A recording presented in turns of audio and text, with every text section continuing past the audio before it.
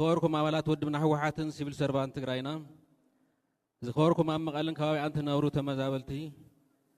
ዝኸበርኩም ዕድማት ኣጋይሽ ሰላማዊ ሰልፊ ዝኸበርኩም ነበርቲ ከተማ መቐለን ከባቢኣን ዝኸበርኩም ሰዋና ሰላማዊ ሰልፊ ዝኾንኩም ሰልፈኛታት ዝኸበርኩምን ቅድሚ ኩሉን ልዕሊ ኩሉን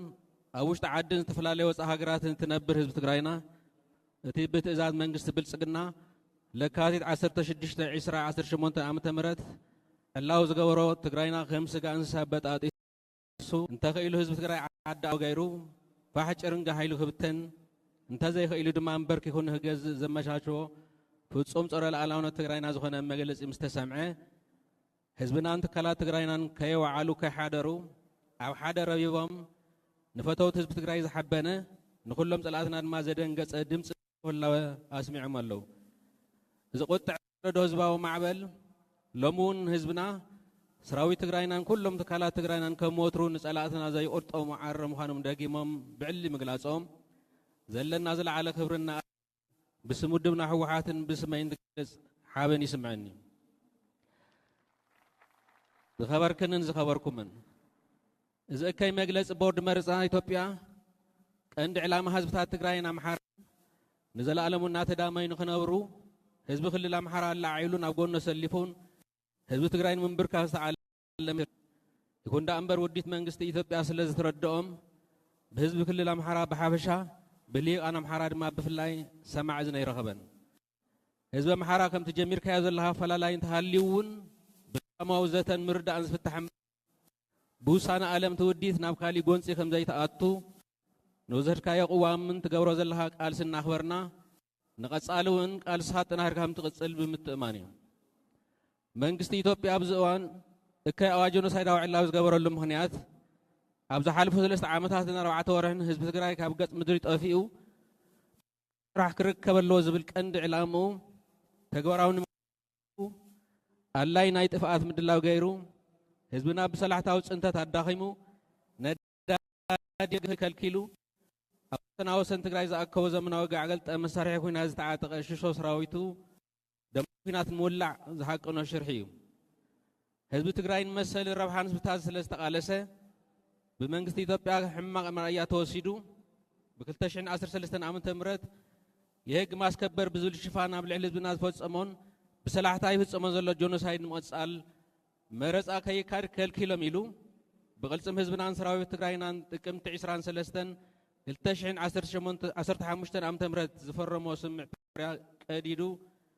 استخلفت فات جونوسايد مؤسسال وسنة مهانو فتاوز على أنك فلتي جبا زخبركم حزبنا قفلت أزقبا خالي حقي تقرأين من بتان مسناتن علي مستوسنا وسانة منجست إثيوبيا بمتحبار كدعة تجارب أمزل لهم خانيم زوم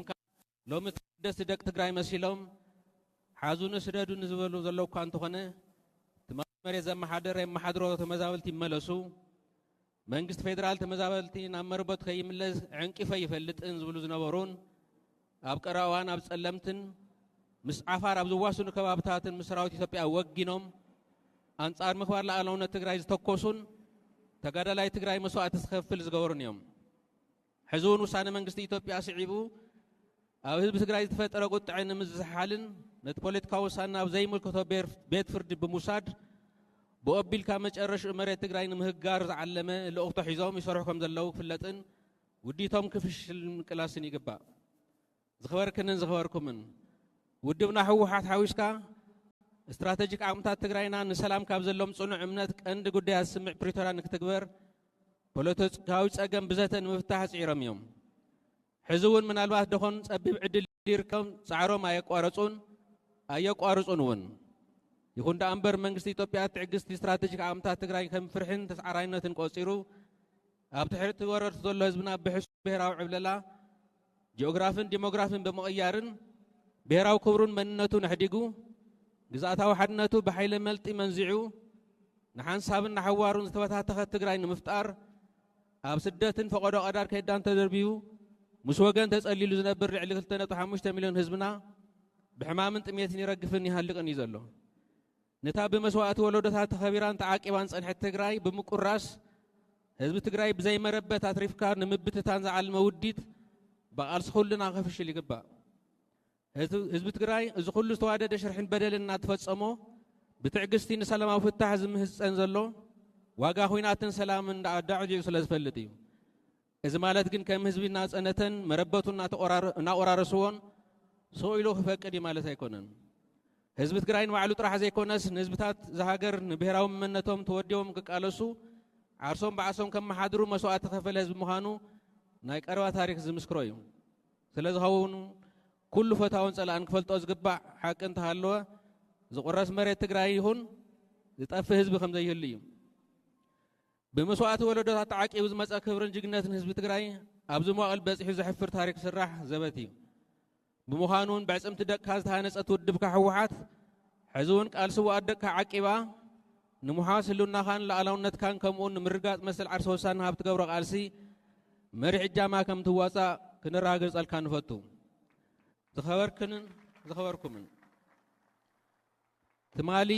ሎሚ ይኹን ወትሩ ሕርያ ውድብና ሕወሓት ሓዊስካ كلهم استراتيجيك عمتا تግራይና ሰላም ምዃኑ ሕዝውን ደጊምና ደጋጊምና እንገልጽ ይኹን ዳ ኣምበር ንሕና ጥራሕ ሰላም ስለ ዝበልና ሰላም ክራገጽ ከም ዘይኽእል ንርዳእና ስለዚህ ሕዚ ኣጋጢምና ዘሎ ሓደጋ ብሄራዊ ህላወ ብጥሙር ቅልጽምና ንምኽባስ ኣብዞም ዝሓለፉ 3 መዓልታት ብዝተፈላለዩ መግለጽታት ሎሚ ድማ ኣብ ሙሉእ ትግራይ ቀጺሉን ኣብ ዝተፈላለዩ ወጻኢ ሃገራት ዝነብር ዲያስፖራ ትግራይ ብዝተፈላለዩ ኣገባብ ዝገብሮም ቃልስታት ናብ ጭቡጥ ነገሩ ሓይሊ ብምቕያር ኣዊባዊ መኽተ ትግራይ ዓሲልና ከም ሞትሩ ተወዲብና ክንምክት ታሪካዊ ግቡእናን ሓላፍነትናን እዩ ኣብ ልዕሊ ህዝብኩም ዝተኣወጀ ጀኖሳይድ ስዒቡ ኣነን ለሃን ለሁ ህዝበይ ኣይንጸንትን ኢልኩም መናእሰይ ትግራይ ኣብ ታሪክ ቃልሲ ህዝቢ ትግራይ ብኽን ጅግነትን ፈጺምኩም ኢኹም እንተኾነ ግን ሕዚ እውን አንጻር ህልውና ህዝብኩም ዘንጸላሉ ሓደጋ ብንቕሓት ኣለሊኹም ኣብ ብሔራዊ ረብሓን ህልውና ህዝቢ ትግራይ ብሓድነት ረቢብኩም ታሪካዊ ሓላፍነትኩም ብብቕዓት ክትፍጽሙ ውድብኩም ሕወሓት ይጽውዕ ብተወሳኺ ሓደጋ ኹናት አንጸላሉ ኢልካ ካብ ትግራይ ናብ ካልኦት ከባብታት ብምውጻእ ግዳይ ግፋን ማእሰርትን ትኸውን ዘለኻ መንእሰይ ትግራይ ስደት መፍትሒ ጸገም ከም ዘይኮነን ካብ ካራ ብልጽግና ክተምልጥ ከም ዘይትኽእልን ተረዲኻ ምስ ህዝብኻን ሰራዊትካን ወጊንካ ኣጃምካ ወፊ ኣብ መላእ ዓለም ዘለኹም ተጋሩ ዲያስፖራ እውን ሓድነትኩም ንምዝራግ ዝግበሩ ዘለዉ ሽሕታት ብትኹረት ተገንዚብኩም ኣብዚ ዳግም ዘንጸላሉ ዘሎ ካሊእ ዙር ደማዊ ኹናትን ከም ወትሩ ኣምባሳደር ትግራይ ኮይንኩም ታሪካዊ ሓላፍነትኩም ትዋጽኡ ውድብኩም ህዝባዊ ሃብያና ሓርነት ትግራይ ዘለዎ ምትእማን ዝለዓለ ምዃኑ ከራግጸልኩም ይፈቱ ብተወሳኺ